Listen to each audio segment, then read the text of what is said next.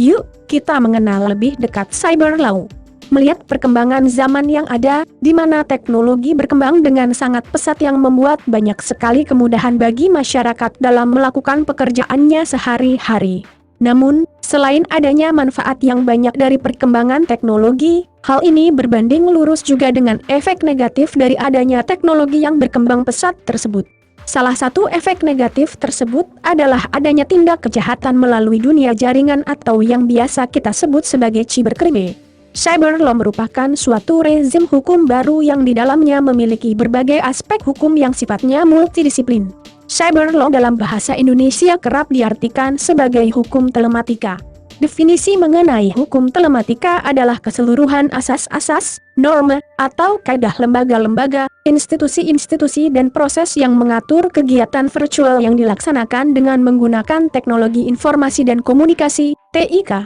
Adanya cyber law memiliki hubungan yang erat dalam hal melakukan pencegahan dan penanganan terhadap tindak kejahatan cyber yang dapat timbul pada cyberspace, jaringan internet. Cyber law diharapkan sebagai dasar hukum dari proses penegakan hukum terhadap tindak kejahatan yang dilakukan dengan menggunakan fasilitas internet. Dalam hal ini termasuk juga tindak kejahatan pencucian uang dan kasus terorisme. Cyber law dirasa memang sangat perlu diberlakukan di Indonesia. Hal ini dapat dibuktikan dengan semakin maraknya kejahatan-kejahatan yang dilakukan melalui internet oleh para pelaku kejahatan. Adapun ruang lingkup dari hukum cyber ini pada dasarnya ialah meliputi setiap aspek yang berhubungan dengan orang perorangan atau subjek hukum yang menggunakan dan memanfaatkan teknologi internet yang dimulai pada saat mulai online dan memasuki dunia cyberspace atau dunia maya. Menurut pendapat dari Jonathan Rosenur dalam Cyber Law, The Law of Internet, ruang lingkup dari cyber law itu adalah 1. Hak cipta, copyright. 2. Hak merek, trademark. 3. Pencemaran nama baik, defamation. 4. Fitnah, penistaan, dan penghinaan, hate speech. 5. Serangan terhadap fasilitas komputer, hacking, virus, illegal access. 6. Pengaturan sumber daya internet seperti IP address dan nama domain, regulation internet resource. 7. Kenyamanan individu, privacy. 8.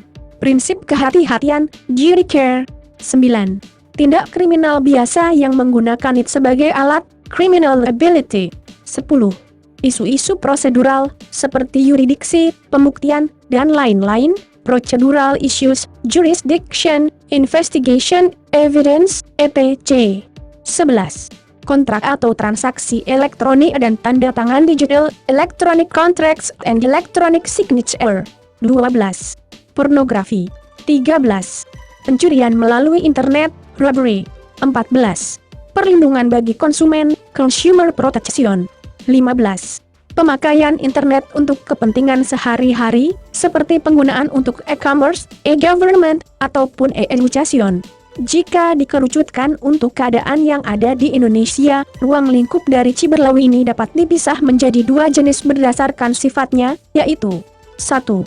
Pada hukum publik, yurisdiksi, etika kegiatan online, perlindungan konsumen, anti-monopoli, persaingan sehat, perpajakan, regulatory body, data protection, dan cyber crimes.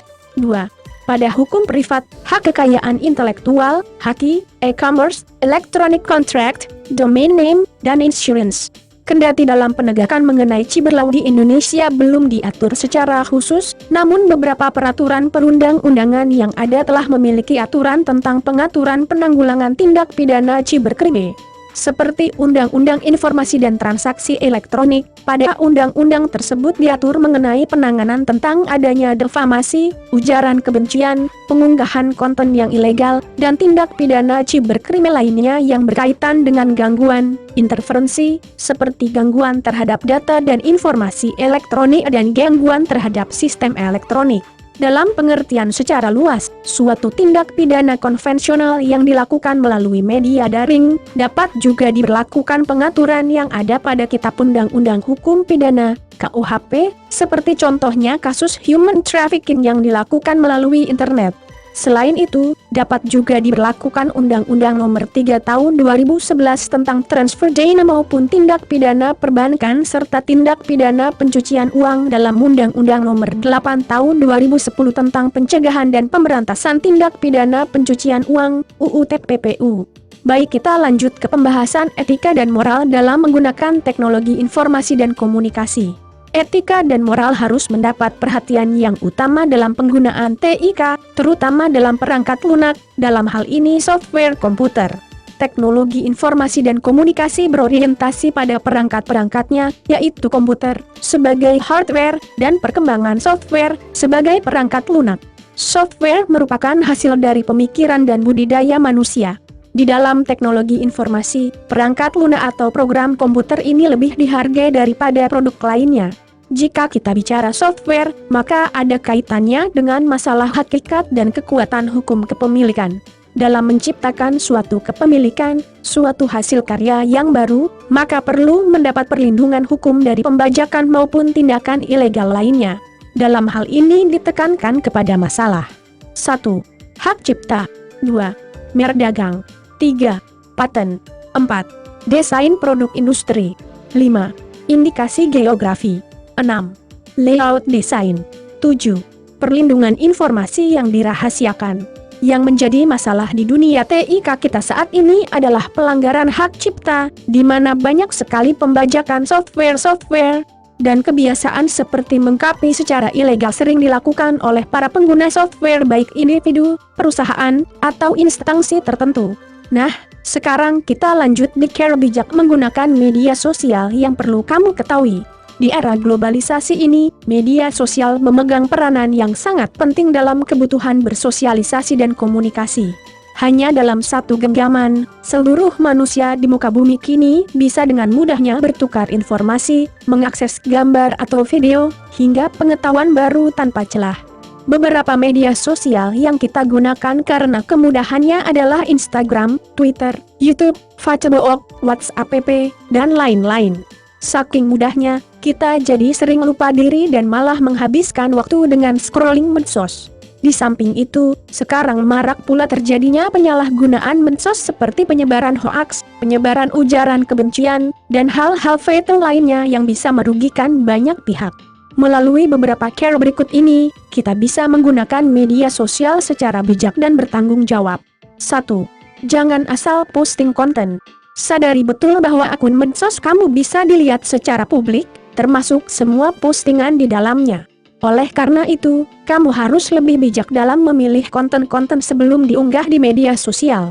Meskipun platform media sosial saat ini punya fitur privasi yang bisa kamu atur, namun tak ada salahnya menggunakan media sosial dengan lebih baik dan bermanfaat sehingga tidak menyinggung pihak lain. 2. Tak perlu detail mencantumkan informasi. Di era digital yang semakin canggih pula kejahatan siber. Dalam akun media sosial, jangan pernah mencantumkan informasi pribadi yang detail karena kita tidak pernah tahu ancaman-ancaman apa yang sedang mengintai. Protect your privacy. 3. Jaga etika. Media sosial memang memberikan kebebasan bagi para penggunanya, tetapi bukan berarti bebas pula dalam beretika. Jaga selalu etika, sopan santun, dan selalu bersikap respect kepada teman atau orang-orang yang terkoneksi di akun media sosial kita. Hindari penggunaan kata-kata kasar atau yang mengandung unsur sara. Hormatilah orang lain sebagaimana kita ingin dihormati. 4. Selalu waspada dan jangan langsung percaya. Akan selalu ada limpahan informasi atau orang-orang tak bertanggung jawab yang warawiri di media sosial. Kalau sudah begini, kamu harus mawas diri dalam menyaring informasi-informasi yang tersebar. Waspadai pula pengguna-pengguna tak dikenal yang tiba-tiba mengirim pesan tanpa maksud dan tujuan yang jelas untuk mencegah terjadinya penipuan atau hal-hal lain yang tak diinginkan. 5. Filter akun-akun yang diikuti. Seiring perkembangannya, media sosial ternyata sangat berpengaruh terhadap kesehatan mental. Kita acap kali silau dengan kehidupan orang lain yang kita lihat di medsos, dan membandingkannya dengan kehidupan kita. Padahal, semua yang tampil di medsos hanyalah kulit luar yang tidak kita ketahui isi sebenarnya. Mengatasi hal itu, ikutilah akun-akun bermanfaat, menghibur, atau kredibel yang justru bisa menambah wawasanmu. Jauhi akun-akun yang sekiranya toksik dan tidak memiliki kegunaan apapun.